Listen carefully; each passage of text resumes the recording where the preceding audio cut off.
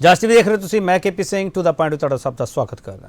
ਅਗਨੀਪਥ ਤੋਂ ਅਗਨੀਵੀਰ ਤੱਕ ਅੰਦੋਲਨ ਛਿੜੇ ਹੋਏ ਆ ਤੇ ਇਸ ਅੰਦੋਲਨ ਦੇ ਵਿਚਾਲੇ ਸਰਕਾਰ ਤੋਂ ਸੈਨਾ ਤੱਕ ਦਾਅਵੇ ਕੀਤੇ ਜਾ ਰਹੇ ਆ ਕਿ ਇਹ ਨੌਜਵਾਨਾਂ ਨੂੰ ਗੁੰਮਰਾਹ ਕਰਨ ਦੀ ਕੋਸ਼ਿਸ਼ ਕੀਤੀ ਜਾ ਰਹੀ ਹੈ। ਵਿਰੋਧੀ ਧਿਰਾਂ ਕੁਝ ਹੋਰ ਕਹਿ ਰਹੀਆਂ। ਜਿਹੜੇ ਸਾਬਕਾ ਫੌਜੀਆਂ ਦੇ ਵਿਚਾਲੇ ਦੋ ਵਿਚਾਰ ਇਸ ਵਕਤ ਪੈਦਾ ਹੋ ਰਹੇ ਆ। ਕੁਝ ਵਿਚਾਰ ਇਹ ਪੈਦਾ ਹੋ ਰਹੇ ਆ ਕਿ वन रैंक वन पेंशन उन्होंने ढा लाने की कोशिश की जा रही है। कुछ विचार यहो पेश हो रहे हैं कि फौज का आधुनिकीकरण करना जोड़ा वो जरूरी है तो इनके जरिए हो सकता है। इस विचाले कई थावां ते भन तोड़ दियां अगजनी दी घटनावां साडे सामने आई हैं। हुण थोड़ा जिहा उन्होंने ठल पई है जदों फौज का बयान आया कि जिहड़े अग्निवीर जां अग्निपथ दे योजना के जरिए शामिल होना चाहुंदे हैं वो इन्हां प्रोटेस्ट में शामिल ना होणगे तो फिर ही अपलाई कर सकते हैं, उन्होंने एफिडेविट देना पऊगा। इहो जिहियां चीज़ां साडे सामने आईयां ते असीं इक्को सवाल पुछांगे, अग्निपथ ते किस दा की एजेंडा?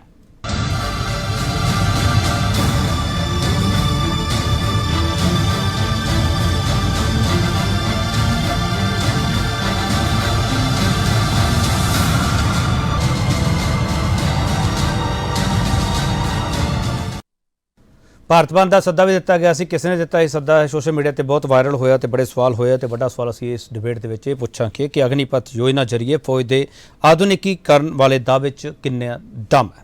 इस सवाल के बहस जो पैनल साडे नाल है उन्होंने तुहाडा तारुफ करवाने तो उस तो बाद डिबेट ओपन कर देवांगे। विक्रमजीत सिंह डिफेंस जर्नलिस्ट ने। विक्रमजीत सिंह हरां ने बहुत लंबा समा डिफेंस नूं कवर किया, करगिल की जंग है जिहड़ी उसनूं भी कवर किया तो सब तो उच्ची चोटी तक भी ये पहुंचे जिथे जंग लगी हुई सी। विक्रमजीत सिंह हरां नूं लंबा तजर्बा है इस पूरे फौज के आधुनिकीकरण वाले दाव्यां दे विचाले ते जिहड़ी पेंशन योजना उस बारे भी चंगी तरह विक्रमजीत नूं पता ते साडी फौज कित्थे स्टैंड करदी उस बाबत भी पता। विक्रमजीत सिंह तुहाडा बहुत स्वागत है।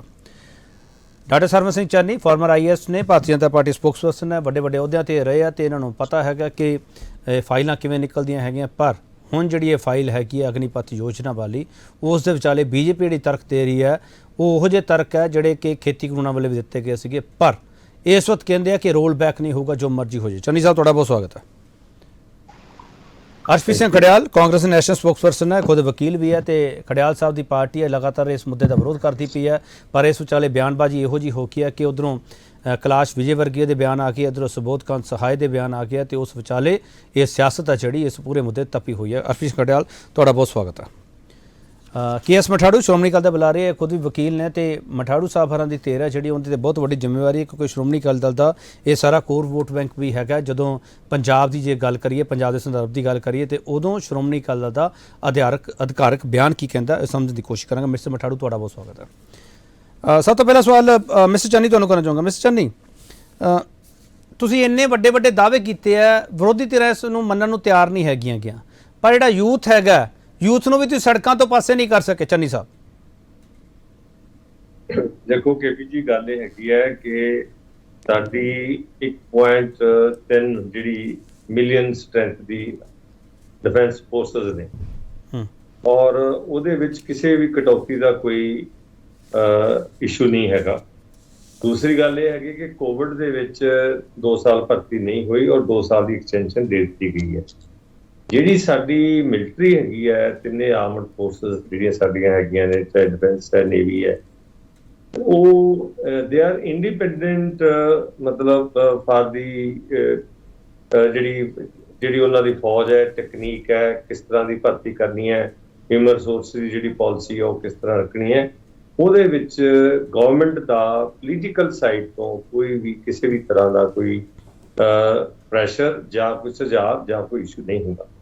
ਉਹ ਤਿੰਨੇ ਜਿਹੜੇ ਜਰਨੈਲ ਹੈਗੇ ਨੇ ਉਹਨਾਂ ਨੇ ਆਪਣੀ ਸਹਿਮਤੀ ਦੇ ਨਾਲ ਆਪਣੀ ਲੋੜ ਦੇ ਮੁਤਾਬਕ ਔਰ ਖਾਸ ਕਰਕੇ ਜਿਹੜੀਆਂ ਗਰਾਊਂਡ ਰਿਐਲਿਟੀਜ਼ ਹੈਗੀਆਂ ਨੇ, ਮੈਂ ਅਨਿਲ ਪੁਰੀ ਜੀ ਦਾ ਲੈਫਟੀਨੈਂਟ ਉਹਨਾਂ ਦਾ ਬਿਆਨ ਵੀ ਸੁਣ ਰਿਹਾ ਸੀਗਾ ਕਿ ਜਿਹੜੇ ਸਾਡੇ ਹਾਇਰ ਆਲਟੀਟਿਊਡ ਨੇ ਜਿੱਥੇ ਵਿਕਰਮ ਜੀ ਨੂੰ ਤਾਂ ਜ਼ਿਆਦਾ ਪਤਾ ਹੈਗਾ ਕਿ ਉਹ ਕਿਸ ਤਰ੍ਹਾਂ ਦੀਆਂ ਕੈਜੂਅਲਟੀਜ਼ ਆਉਂਦੀਆਂ ਨੇ ਔਰ ਸਾਨੂੰ ਜਿਹੜੀ ਯੰਗ ਮੁੰਡਿਆਂ ਦੀ ਬੱਚਿਆਂ ਦੀ ਲੋੜ ਕਿਉਂ ਹੈ।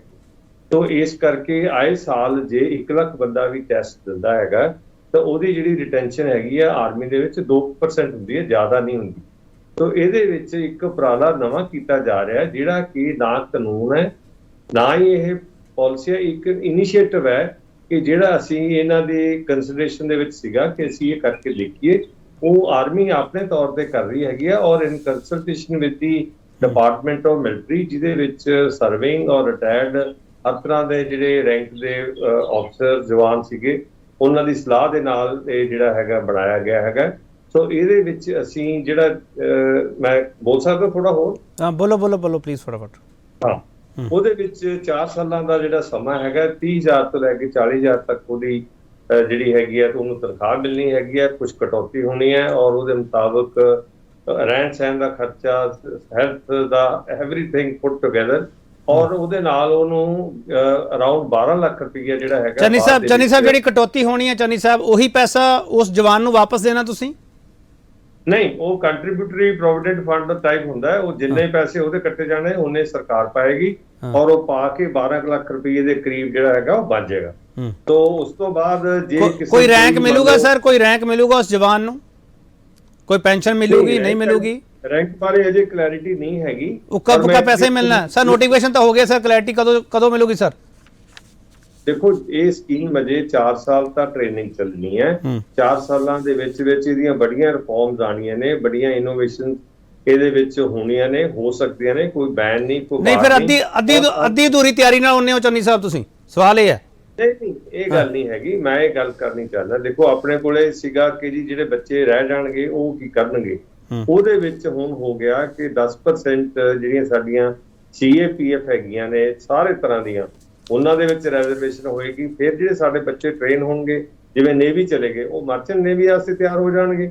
ਉੱਥੇ ਉਹਨਾਂ ਨੂੰ ਜੌਬ ਬੈਟਰ ਮਿਲੇਗੀ, ਕਿਉਂਕਿ ਉਹਨਾਂ ਕੋਲ ਸਕਿੱਲ ਹੋਏਗੀ, ਸਰਟੀਫਿਕੇਟ ਹੋਏਗਾ, ਡਿਸਪਲਿਨ ਹੋਏਗਾ, ਟ੍ਰੇਨਿੰਗ ਹੋਏਗੀ, ਇੱਕ ਐਸੈਟ ਹੋਏਗਾ। ਔਰ ਇਸੇ ਤਰ੍ਹਾਂ ਸਿਵਲ ਐਵੀਏਸ਼ਨ ਦੇ ਵਿੱਚ ਉਹਨਾਂ ਦੀ ਹੋਏਗੀ, ਔਰ ਇਸੇ ਤਰ੍ਹਾਂ ਹੀ ਜਿਹੜੀਆਂ ਹੋਰ ਜਿਹੜੇ ਫੀਲਡ ਹੈਗੇ ਨੇ ਉਹਨਾਂ ਦੇ ਵਿੱਚ ਉਹਨਾਂ ਦੀ ਹੋਏਗੀ। ਇੱਕ ਮੈਂ ਹੋਰ ਤੁਹਾਨੂੰ ਗੱਲ ਦੱਸਦਾ ਕਿ ਸਾਰੇ ਚੀਫ ਮਿਨਿਸਟਰ, ਇੱਕ ਮਿੰਟ, ਸਾਰੇ ਚੀਫ ਮਿਨਿਸਟਰਸ ਨੇ ਵੀ ਬਿਆਨ ਦਿੱਤਾ ਹੈਗਾ ਕਿ ਜਿੰਨੀ ਸਾਡੀ ਭਰਤੀ ਹੋਏਗੀ ਸਰਕਾਰ ਦੀ, ਉਹਦੇ ਵਿੱਚ ਅਸੀਂ ਸਰ ਸਾਰੇ ਚੀਫ ਮਿਨਿਸਟਰ, ਚੰਨੀ ਸਾਹਿਬ ਇੱਕ ਵਾਰ ਕਲੀਅਰ ਕਰ ਦਿਓ, ਸਾਰੇ ਚੀਫ ਮਿਨਿਸਟਰ ਜਾਂ ਕੁਝ ਚੀਫ ਮਿਨਿਸਟਰ? ਦੇਖੋ, ਸਾਰਿਆਂ 'ਚ ਹੁਣ ਤਾਂ 2-3 ਰਹਿ ਗਏ ਨੇ, ਉਹ ਵੀ ਮੇਰੇ ਖਿਆਲ। ਚਲੋ ਠੀਕ ਹੈ, ਮੈਂ ਵਾਪਸ ਆ ਜਾਊਂਗਾ ਚੰਨੀ ਸਾਹਿਬ, ਤੁਸੀਂ ਬੜਾ ਲੰਬਾ ਬੋਲੇ ਹੋ ਚੰਨੀ ਸਾਹਿਬ, ਵਾਪਸ ਆ ਜਾਊਂਗਾ ਸਰ। ਵਿਕਰਮਜੀਤ ਸਿੰਘ, ਇਸ ਯੋਜਨਾ ਦੇ ਦੋ ਪੱਖ ਦੇਖੀਏ ਜਾਂ ਇੱਕ ਪੱਖ ਹੀ ਦੇਖੀਏ ਕਿ ਜਿਹੜਾ ਸਰਕਾਰ ਤੇ ਇਲਜ਼ਾਮ ਲੱਗਦਾ ਪਿਆ ਕਿ ਇਹਨਾਂ ਨੇ ਅਗਨੀਵੀਰ ਪੈਦਾ ਕਰਨੇ ਆ ਤੇ ਉਹ ਅਗਨੀਵੀਰ RSS ਵਾਸਤੇ ਭਰਤੀ ਕਰਨੀ ਹੈ, ਇਹ ਪੋਲੀਟੀਕਲ ਬਿਆਨਬਾਜ਼ੀ ਜਿਹੜੀ ਹੋ ਰਹੀ ਹੈ। ਵਿਕਰਮਜੀਤ, ਮੈਨੂੰ ਥੋੜਾ ਜਿਹਾ ਸਮਝਾ ਦਿਓ, ਇਹ ਕਿਹੜੀਆਂ ਕਾਰਪੋਰੇਟ ਘਰਾਣੇ ਹੈਗੇ ਉਹ ਹੁਣ ਕਹਿੰਦੇ ਪਏ ਆ ਕਿ ਅਸੀਂ ਇਹਨਾਂ ਨੂੰ ਲੈ ਲਾਂਗੇ। ਮੇਰਾ ਸਵਾਲ ਹੈ, ਹੁਣ ਕਿਉਂ ਨਹੀਂ ਲੈ ਸਕਦੇ ਹੋ ਕਿ ਟ੍ਰੇਨਿੰਗ ਕਰਾ ਕੇ ਫਿਰ ਲੈਣਗੇ? ਵਿਕਰਮਜੀਤ, I think ਚੰਨੀ ਸਾਹਿਬ ਨੇ ਜਿਹੜੀ ਗੱਲ ਕੀਤੀ ਉਹਦੇ ਵਿੱਚ I think 2 clarifications are needed. 1, 4 ਸਾਲ ਦੀ ਟ੍ਰੇਨਿੰਗ ਨਹੀਂ ਹੋਏਗੀ, 4 ਸਾਲ ਵਿੱਚੋਂ ਸਿਰਫ 6 ਮਹੀਨੇ ਦੀ ਟ੍ਰੇਨਿੰਗ ਹੈ, ਉਹਦੇ ਬਾਅਦ they will go into operational tasking. So only 6 months training out of 4 years. Secondly, ਇਹਨਾਂ ਨੂੰ ਰੈਂਕ ਕੋਈ ਨਹੀਂ ਮਿਲੇਗਾ, ਇਹਨਾਂ ਨੂੰ ਸਿਰਫ ਅਗਨੀਵੀਰ ਕਿਹਾ ਜਾਏਗਾ। They will get no rank like Lance Naik or Subedar Major or Subedar Sahab, ਉਹਨਾਂ ਨੂੰ ਕੋਈ ਰੈਂਕ ਇਹਨਾਂ ਦੇ ਸਪੈਸ਼ਲ ਲੱਗੇਗਾ ਜਿਹੜਾ ਹੈਗਾ ਅਗਨੀਵੀਰ ਦਾ। ਬਸ ਅਗਨੀਵੀਰ ਦਾ ਲੱਗੇਗਾ ਬੈਜ ਇਹਨਾਂ ਨੂੰ। ਉਹਦੇ ਵਿੱਚ ਜਿਹੜੇ 25% ਰਿਟੇਨ ਕੀਤੇ ਜਾਣਗੇ ਇਨਟੂ ਪਰਮਨੈਂਟ ਕਾਡਰ, ਉਹ ਫਿਰ ਉਹਨਾਂ ਨੂੰ ਰੈਂਕ ਮਿਲਣਗੇ ਅਕੋਰਡਿੰਗਲੀ। ਬਟ ਉਹਦੇ ਵਿੱਚ ਵੀ ਇਹਨਾਂ ਨੇ ਪ੍ਰੋਬਲਮ ਪਾਤੀ ਹੈ ਜਿਹੜੀ ਸਕੀਮ ਵਿੱਚ, ਕਿ ਜਿਹੜੀ 4 ਸਾਲ ਅਗਨੀਵੀਰ ਵਿੱਚ ਸੇਵਾ ਕੀਤੀ ਹੈ ਨਾ, it will not be counted towards service in permanent ਕਾਰਡ। ਆਈ ਥਿੰਕ ਉਹ ਬਹੁਤ ਹੀ ਗਲਤ ਗੱਲ ਹੈ ਕਿ 4 ਸਾਲ ਉਹਨੇ ਜਿਹੜੇ ਅਗਨੀਵੀਰ ਕੱਟੇ, ਉਹ ਪਰਮਨੈਂਟ ਕਾਡਰ ਵਿੱਚ ਜਿਹੜੇ 25% ਆਫ ਜੌਬ ਹੋਣਗੇ, ਉਹਨੂੰ it will not be counted as service. I think ਇਹਦਾ ਕੋਈ ਪੈਰਲਲ ਮੈਂ ਤਾਂ ਨਹੀਂ ਕਿਤੇ ਦੇਖਾ, ਕਿਉਂਕਿ service is always carried over. ਜਦ ਗਵਰਨਮੈਂਟ ਆਫ ਇੰਡੀਆ ਵਿੱਚ ਤੁਸੀਂ ਟ੍ਰਾਂਸਫਰ ਹੁੰਦੇ ਹੋ from CAPF to government of India, ਐ ਹੁੰਦੀਆਂ ਨੇ, ਆਪਣੀ ਕੈਰੀਅਰ ਤੁਸੀਂ ਅੱਗੇ ਲੈ ਕੇ ਜਾਂਦੇ ਹੋ। So that is one. ਨਾ ਉਹ ਤੇ ਗੱਲ ਹੋ ਗਈ। ਆਈ ਥਿੰਕ ਥੀਸ ਵਰ ਇੰਪੋਰਟੈਂਟ ਕਲੈਰੀਫਿਕੇਸ਼ਨਸ। ਬਟ ਓਵਰਆਲ ਮੈਂ ਇਹ ਦੇਖਦਾ ਕਿ ਸਰਕਾਰ ਇੱਕ ਰਾਈਟ ਟਰੈਕ ਤੇ ਹੈਗੀ ਹੈ ਕਿ ਸਾਨੂੰ ਆਪਣੀ ਆਰਮੀ ਨੂੰ ਰਿਫਾਰਮ ਕਰਨਾ ਪੈਣਾ as for as cadre management is concern, ਕਿਉਂਕਿ ਸਾਡਾ ਪੈਨਸ਼ਨ ਦਾ ਬਿੱਲ ਔਰ ਸੈਲਰੀਜ਼ ਦਾ ਬਿੱਲ ਬਹੁਤ ਜ਼ਿਆਦਾ ਹੈ। 1,20 ਕਰੋੜ ਤਾਂ ਸਿਰਫ ਪੈਨਸ਼ਨ ਵਿੱਚ ਹੀ ਜਾ ਰਿਹਾ armed force. 1,19 crore is going as salaries. Defense budget ਤੁਹਾਡਾ 5.25 ਲੱਖ ਕਰੋੜ। ਸੋ ਸਰਕਾਰ ਦੀ ਐਮਫੈਸਿਸ ਠੀਕ ਹੈਗੀ ਹੈ ਕਿ ਸਾਨੂੰ ਯੰਗਰ ਵੀ ਚਾਹੀਦੇ ਨੇ, ਟੈਕਨੋਲੋਜੀ ਵਾਲੇ ਵੀ ਚਾਹੀਦੇ ਨੇ, ਸਾਨੂੰ ਪੈਨਸ਼ਨ ਸੈਲਰੀ ਵੀ ਘੱਟ ਕਰਨੀ ਹੈ। ਸੋ ਉਹ ਬਿਲਕੁਲ ਠੀਕ ਹੈ। ਮੇਰਾ ਇਤਰਾਜ਼ ਇਸ ਤੇ ਆਉਂਦਾ ਹੈ ਕਿ ਅਗਰ ਅਸੀਂ ਇੰਨਾ ਰੈਡੀਕਲ ਰਿਫਾਰਮ ਕਰਨਾ ਹੈ ਕਿ ਸਾਰੀ ਰਿਕਰੂਟਮੈਂਟ ਅਸੀਂ ਅਗਨੀਵੀਰ ਵਿੱਚ ਕਨਵਰਟ ਕਰ ਦੇਣੀ ਹੈ। ਤਾਂ ਉਹਦੇ ਜਿਹੜੇ ਰੈਮਿਫਿਕੇਸ਼ਨਸ ਹੋਣਗੇ ਉਹ ਅਸੀਂ ਫਿਗਰ ਆਊਟ ਨਹੀਂ ਕੀਤੇ ਜੀ। ਇਸ ਤੋਂ ਬੈਟਰ ਸਰਕਾਰ ਨੂੰ ਇਹ ਹੁੰਦਾ ਕਿ ਉਹ ਇੱਕ ਪਾਇਲਟ ਪ੍ਰੋਜੈਕਟ ਦੇ ਦੌਰਾਨ ਇੱਕ ਅਗਨੀਵੀਰ ਦੀ ਸਕੀਮ ਅੱਗੇ ਲੈ ਕੇ ਆਂਦੇ ਕਿ ਅਸੀਂ 4 ਸਾਲ ਲਈ ਇਹਨੂੰ ਟਰਾਈ ਕਰਾਂਗੇ ਔਰ ਫਿਰ ਦੇਖਾਂਗੇ ਕਿ ਇਹਦੇ ਸਾਡੇ ਆਰਮਡ ਫੋਰਸਸ ਤੇ ਕੀ ਅਸਰ ਪੈਂਦਾ। ਠੀਕ, ਤੁਹਾਨੂੰ ਲੱਗਦਾ ਕਿ ਪਾਇਲਟ ਪ੍ਰੋਜੈਕਟ ਲਿਆਉਣਾ ਚਾਹੀਦਾ ਸੀਗਾ, ਸਿੱਧਾ ਲਾਂਚ ਨਹੀਂ ਕਰਨਾ ਚਾਹੀਦਾ। ਉਹਦੇ ਨਾਲ ਤੁਹਾਨੂੰ ਪੂਰੀ ਟੈਸਟਿੰਗ ਹੋਣੀ ਕਿ ਇਹਦੇ ਫਲॉज ਕੀ ਨੇ ਤੇ ਚੰਗੇ ਪੁਆਇੰਟਸ ਕੀ ਨੇ, ਕਿਉਂਕਿ ਇਹਦੇ ਵਿੱਚ ਇੱਕ ਹੋਰ ਪ੍ਰੋਬਲਮ ਆ ਸਕਦੀ ਹੈ ਕਿ ਇਹਦੇ ਵਿੱਚ ਲਿਟੀਗੇਸ਼ਨ ਬਹੁਤ ਆ ਸਕਦੀ ਹੈ। as it will go forward ਇਹਦੇ ਲਿਟੀਗੇਸ਼ਨ ਬੜੀ ਆ ਸਕਦੀ ਹੈ, ਬੈਨੀਫਿਟਸ ਤੇ ਲਿਟੀਗੇਸ਼ਨ, ਠੀਕ ਰਾਈਟ, ਪ੍ਰੋਮੋਸ਼ਨਸ ਤੇ ਕੈਰੀਅਰ ਕਿੰਨਾ ਤੁਸੀਂ ਅੱਗੇ ਲੈ ਕੇ ਜਾਣਾ। तो अगर सरकार आराम नाल ध्यान नाल सोच के इनू अगे लैके जाती, और मैनू लगता है जो आर्मी और नेवी और एयरफोर्स के डिसीजन मेकर्स ने उन्होंने भी कोई इहदे उपर ठीक माइंड नहीं अप्लाई करा। मैं सिर्फ सरकार नू नहीं ब्लेम करांगा, जिहड़े साडे आर्मड फोर्सेस दे सीनियर बंदे ने उन्होंने भी पूरी इनू ख्याल नहीं दिता। ठीक, मैं एक छोटा ब्रेक लूँगा, ब्रेक तो वापस आवांगे, बाकी मैं कोल भी जाना। अग्निपथ ते किस तक की एजेंडा हैगा? सरकार कहती है कि असी जिहड़ी एवरेज एज हैगी है आर्मी की उन्होंने असी दुरुस्त करना, जिहड़ा पेंशन ते होर भत्तियां दे खर्चा उन्होंने असी कंट्रोल करना। नाल ही सरकार ये भी दावा करती है कि जिहड़ा ये यूथ हैगा उन्होंने स्किल्स डेवलपमेंट वाल लैके जाना हैगा। होर बड़ा कुछ दावे किए जा रहे, पर विरोधी धिरां इन्हां दाव्यां नूं मन्नण नूं तैयार क्यों नहीं हैगी? वापस आ रहे।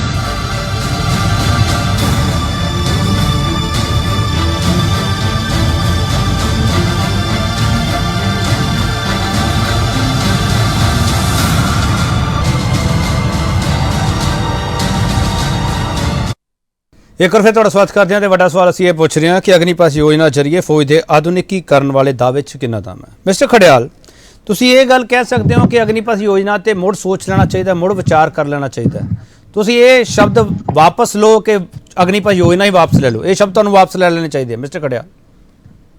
नहीं, आई थिंक वो थोड़ा नजरिया है, डेमोक्रेसी है, freedom of speech and expression है। You are entitled to your opinion, I am entitled to my opinion, Congress is entitled to its own opinion. दूजी गल ये है, ਚੰਨੀ ਸਾਹਿਬ ਨੇ ਫਾਇਦੇ ਕਰਾਏ, ਮੈਂ ਨੁਕਸਾਨ ਦੱਸਦਾ।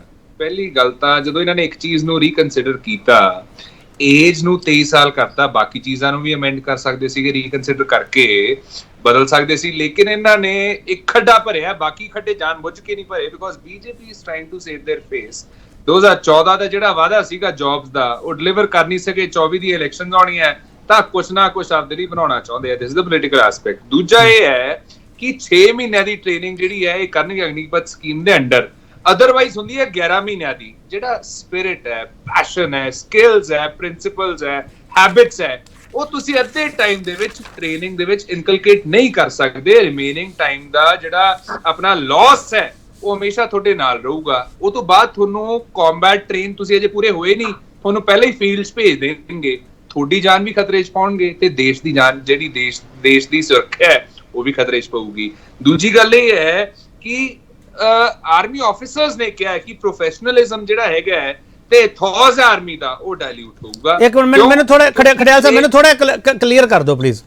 ਮੈਂ ਨਹੀਂ ਚਾਹੁੰਦਾ ਡਿਬੇਟ ਵਿੱਚ ਰੋਲੇ ਜੇ ਪੈਣ, ਮੈਂ ਚਾਹੁੰਦਾ ਕਲੀਅਰ ਹੋਣਾ ਚਾਹੀਦੀ ਚੀਜ਼ਾਂ।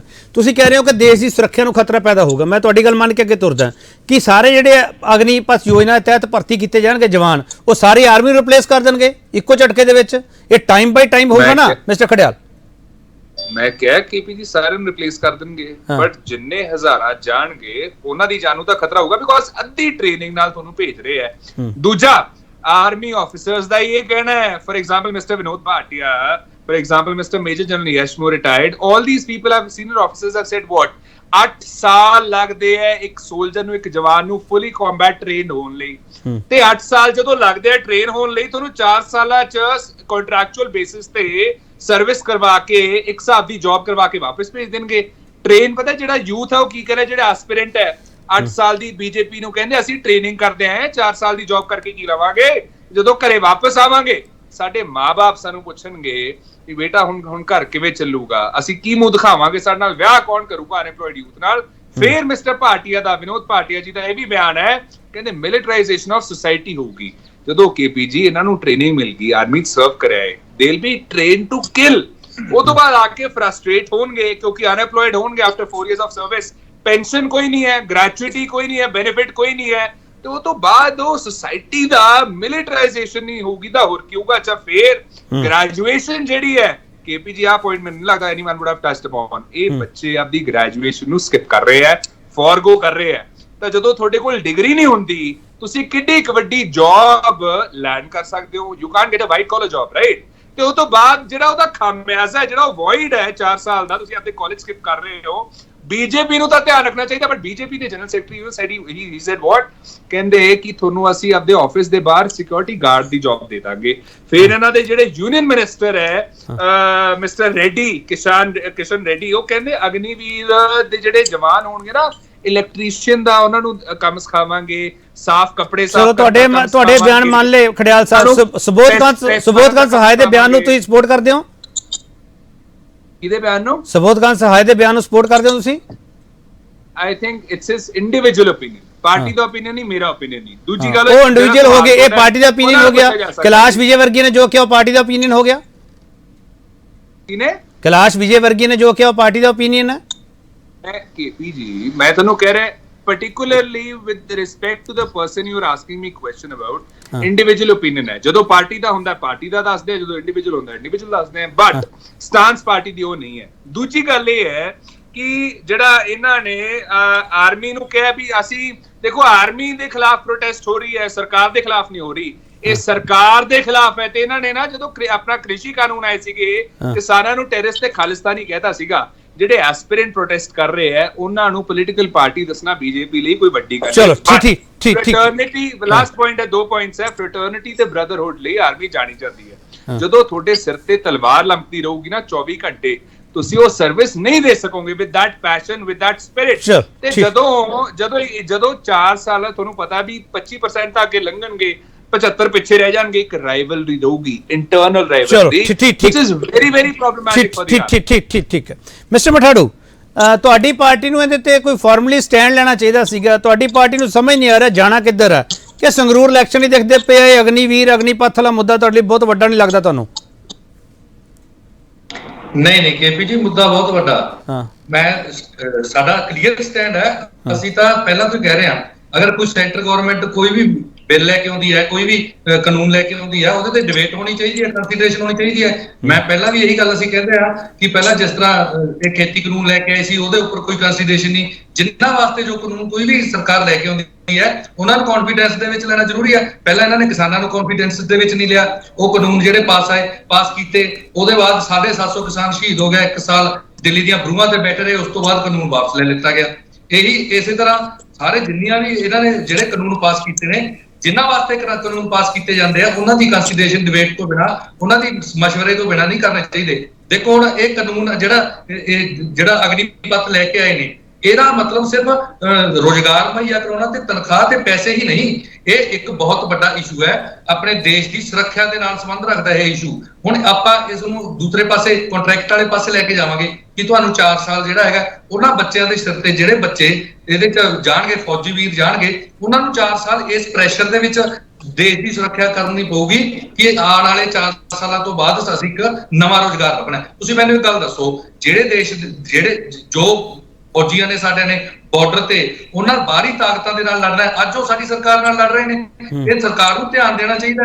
ਮੈਨੂੰ ਇੱਕ ਗੱਲ ਦੱਸੋ, ਅਗਰ 4 ਸਾਲਾਂ ਬਾਅਦ ਕੋਈ ਬੰਦਾ ਰਿਟਾਇਰ ਹੋ ਕੇ ਆਉਂਦਾ, ਪਹਿਲੀ ਗੱਲ ਤਾਂ 4 ਸਾਲਾਂ ਬਾਅਦ ਉਹਨਾਂ ਨੂੰ ਪਤਾ ਕੀ ਸੀ 4 ਸਾਲਾਂ ਬਾਅਦ ਰਿਟਾਇਰ ਹੋਣਾ, ਉਹ ਉੱਥੇ ਸਿਕਿਉਰਿਟੀ ਦਾ ਪਰਪਸ ਹੈ ਜਿਹੜਾ ਉਹ ਵੀਕ ਹੋਊਗਾ। ਇਹ ਦੇਸ਼ ਦੀ ਸੁਰੱਖਿਆ ਦੇ ਨਾਲ ਖਿਲਵਾੜ ਹੈ। ਇਸ ਦੇ ਉੱਪਰ ਇੱਕ ਅੱਛੀ ਡਿਬੇਟ ਹੋਣੀ ਚਾਹੀਦੀ ਹੈ, ਕੰਸੀਡਰੇਸ਼ਨ ਹੋਣੀ ਚਾਹੀਦੀ ਹੈ। ਫੋਲੋ ਜਿਹੜੀ ਹੈਗੀ ਹੈ, ਸਾਰੀਆਂ ਪਾਰਟੀਆਂ ਨੂੰ ਬੁਲਾ ਕੇ ਸਾਰੇ ਜਿਹੜੇ ਆਰਮੀ ਆਫੀਸਰਸ ਹੈਗੇ, ਹਾਇਰ ਅਥਾਰਟੀ ਹੈਗੀਆਂ, ਉਹਨਾਂ ਨਾਲ ਡਿਸਕਸ ਕਰਕੇ ਇਸ ਨੂੰ ਜਿਹੜਾ ਹੈਗਾ ਦੁਬਾਰਾ ਰੀਕਨਸੀਡਰ ਕਰਨਾ ਚਾਹੀਦਾ। ਚਲੋ ਵਿਕਰਮ ਜੀ, ਤੇ ਸਵਾਲ ਬੜਾ ਮਹੱਤਵਪੂਰਨ ਹੈ ਕਿ ਪ੍ਰੈਸ਼ਰ 'ਚ ਕੰਮ ਕਰਨਗੇ।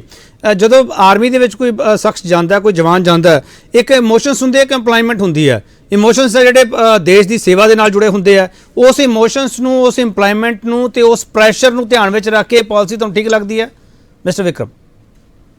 ਨਹੀਂ, I think these are very serious questions, ਕਿਉਂਕਿ ਤੁਸੀਂ ਦੇਖੋ ਕਿ ਜਿਹੜੀ 6 ਮੰਥ ਦੀ ਟ੍ਰੇਨਿੰਗ ਹੈ, ਉਹ ਨੇਵੀ ਵਿੱਚ ਕਿਸ ਤਰ੍ਹਾਂ ਫਿੱਟ ਹੋਏਗੀ। ਨੇਵੀ ਦਾ ਜਿਹੜਾ ਹਰ ਸੇਲਰ ਹੈਗਾ, ਜਿਹੜਾ ਸ਼ਿਪਸ ਤੇ ਡਿਪਲੋਇਡ ਹੈਗਾ, ਉਹ ਵੈਰੀ ਵੈਰੀ ਹਾਈਲੀ ਟ੍ਰੇਨਡ ਬੰਦਾ ਹੁੰਦਾ। It takes him at least 4-5 years to adjust to the requirements of modern day ships same for air force. ਹੁਣ 6 ਮਹੀਨੇ ਦੀ ਟ੍ਰੇਨਿੰਗ ਵਿੱਚ ਤੁਸੀਂ ਅਗਨੀਵੀਰ ਨੂੰ ਸ਼ਿਪ ਤੇ ਪਾਤਾ ਤੇ ਹੋਏਗਾ ਕਿ ਜਿਹੜਾ ਸ਼ਿਪ ਦਾ ਕੈਪਟਨ ਹੈਗਾ ਉਹ ਕਹੇਗਾ ਯਾਰ ਇਹਨੂੰ ਨਾ ਕਿਸੇ ਥੋੜੀ ਜੀ ਖੁੱਡਾ ਲਾਈਨ ਪੋਸਟ ਦੇ ਦਿਓ ਇਹਨੂੰ, ਕਿਉਂਕਿ he can't compare in terms of quality with the regular cadre sailor. So ਉਹਦੇ ਵਿੱਚ ਇਹ ਹੋਏਗਾ ਕਿ ਸਾਡੇ ਇੱਕ ਦੋ ਸੈਕਸ਼ਨਸ ਬਣ ਜਾਣਗੇ। ਇੱਕ ਹੋਏਗਾ ਅਗਨੀਵੀਰ ਜਿਹਨੂੰ ਇਹ ਕਰਨ ਉਹਦੀ ਕੈਪੇਬਿਲਿਟੀ ਦੇ ਉੱਪਰ ਕੁਐਸਚਨ ਮਾਰਕ, ਉਹਨੂੰ ਕਿੱਥੇ ਲਾਈਏ। This is not a good for cohesion of the unit, ਚਾਹੇ ਉਹ ਸ਼ਿਪ ਹੋਏ ਜਾਂ ਬਟਾਲੀਅਨ ਹੋਏ ਜਾਂ ਆਰਮਡ ਕੋਰ ਦਾ ਰੈਜੀਮੈਂਟ ਹੋਏ ਜਾਂ 에ਅਰ ਫੋਰਸ ਦੀ ਸਕੁਆਡਰਨ ਹੋਏ। Same goes for army. Army ਵਿੱਚ ਜਿਹੜਾ ਰੈਜੀਮੈਂਟਲ ਈਥੋਸ ਹੈ ਉਹ ਤੇ ਬੜਾ ਵੱਡਾ ਕੁਐਸਚਨ ਮਾਰਕ ਲੱਗਿਆ ਇਹਦੇ ਨਾਲ, ਕਿਉਂਕਿ ਜਿਹੜੇ ਰੈਜੀਮੈਂਟਲ ਈਥੋਸ ਨੇ ਉਹਦੇ ਵਿੱਚ ਬੌਂਡਿੰਗ ਹੁੰਦੀ ਹੈ on the basis of caste, of religion, of region. ਹੁਣ ਤੁਸੀਂ ਆਲ ਇੰਡੀਆ ਕਲਾਸ ਕਰਤਾ, ਹਰ ਕਿਸਮ ਦਾ ਰਿਕਰੂਟ ਪਲਟਨਾ ਵਿੱਚ ਆਏਗਾ, ਉਹਦੀ ਬੌਂਡਿੰਗ ਕਿੰਨੀ ਰਹੇਗੀ with the rest of the regular cadre. ਔਰ ਪ੍ਰੋਬਲਮ ਇਹ ਆਏਗੀ ਕਿ ਉਹਦੀ ਮੋਟੀਵੇਸ਼ਨ ਲੈਵਲ ਕੀ ਹੋਏਗਾ ਕਿ ਜਦ ਜੰਗ ਛਿੜੇਗੀ ਜਾਂ ਕੋਈ ਫਾਈਟ ਹੋਏਗੀ, ਕਾਊਂਟਰ ਇੰਸਰਜੈਂਸੀ, ਕਾਊਂਟਰ ਟੈਰਰਿਜ਼ਮ, ਉਹ ਕਿੰਨੀ ਮੋਟੀਵੇਸ਼ਨ ਹੋਏਗੀ ਕਿ ਉਹ ਆਪਣੀ ਜਾਨ ਜਾਂ ਆਪਣੀ ਕਹਿੰਦੇ ਨਾ ਆਪਣੀ ਲਾਈਫ ਔਰ ਲਿੰਬ ਦੇਣ ਨੂੰ ਤਿਆਰ। ਵਿਕਰਮ ਜੀ, ਜਿਹੜੇ ਤੁਸੀਂ ਆਰਮੀ ਦੀ ਬੌਂਡਿੰਗ ਦੀ ਗੱਲ ਕਰਦੇ ਪਏ ਹੋ, ਤਿੰਨੇ ਸੈਨਾਵਾਂ ਦੀ ਅਸੀਂ ਗੱਲ ਕਰੀ ਤਾਂ ਫਿਰ ਸੋਸ਼ਲ ਬੌਂਡਿੰਗ ਵਾਲਾ ਵੀ ਸਵਾਲ ਖੜਾ ਹੁੰਦਾ। ਜਿਹੜਾ ਬੰਦਾ ਵਾਪਸ ਜਾਊਗਾ ਸਮਾਜ ਦੇ ਵਿੱਚ, ਉਹ ਸਮਾਜ ਦੇ ਵਿੱਚ ਉਹ ਰਹਿ ਨਹੀਂ ਸਕੂਗਾ ਉਸ ਲੈਵਲ ਤੇ ਵਿੱਚ ਜਾ ਕੇ, ਜਿਹੜੇ ਮੁਹੱਲੇ ਦੇ ਵਿੱਚ, ਜਿਹੜੀ ਕਲੋਨੀ ਦੇ ਵਿੱਚ, ਜਿਹੜੀ ਸੁਸਾਇਟੀ ਦੇ ਵਿੱਚ ਉਹ ਰਹਿੰਦਾ ਉੱਥੇ ਉਹ ਸਰਵਾਈਵ ਨਹੀਂ ਕਰ ਪਾਊਗਾ ਉਸ ਲੈਵਲ ਤੇ। ਕੇਪੀ ਜੀ, ਇਹ ਬਹੁਤ ਸੀਰੀਅਸ ਕੁਐਸਚਨ ਹੈ।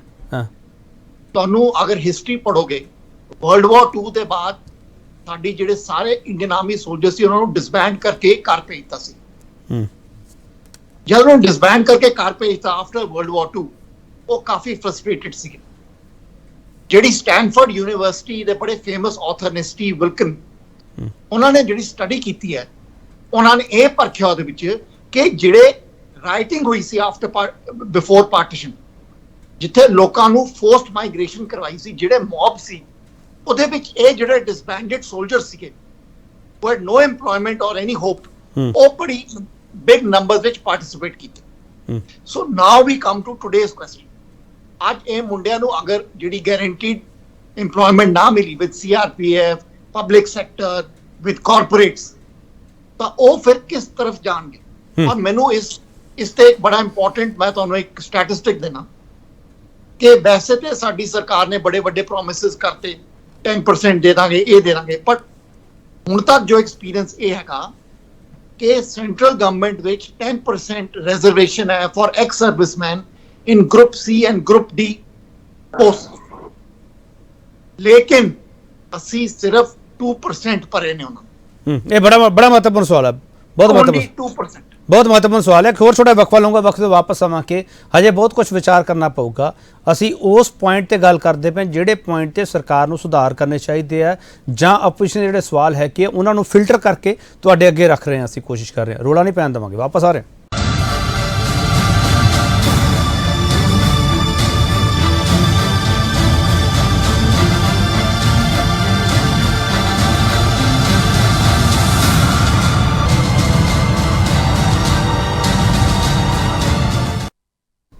ਇੱਕ ਵਾਰ ਫਿਰ ਤੁਹਾਡਾ ਸਵਾਗਤ ਕਰਦੇ ਹਾਂ। ਵੱਡਾ ਸਵਾਲ ਅਸੀਂ ਇਹ ਪੁੱਛ ਰਹੇ ਹਾਂ, ਅਗਨੀਪਥ ਯੋਜਨਾ ਜਰੀਏ ਫੌਜ ਦੇ ਆਧੁਨਿਕੀਕਰਨ ਵਾਲੇ ਦਾਅਵੇ 'ਚ ਕਿੰਨਾ ਦਮ ਹੈ? ਚੰਨੀ ਸਾਹਿਬ, ਇੱਕ ਬੜਾ ਬਹੁਤ ਸੁਧਾਰਨ ਸਵਾਲ ਹੈ ਜਿਹੜਾ ਸਾਡੇ ਆਮ ਮੁਹੱਲਿਆਂ ਕਲੋਨੀਆਂ ਦੇ ਵਿੱਚ ਗੂੰਜਦਾ, ਗਲੀਆਂ ਦੇ ਵਿੱਚ ਗੂੰਜਦਾ।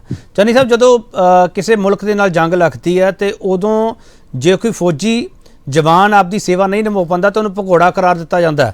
ਉਹਦੇ ਮੁਹੱਲੇ ਵਾਲੇ ਕਹਿੰਦੇ ਭਗੌੜਾ ਫੌਜੀ ਹੈ ਇਹ।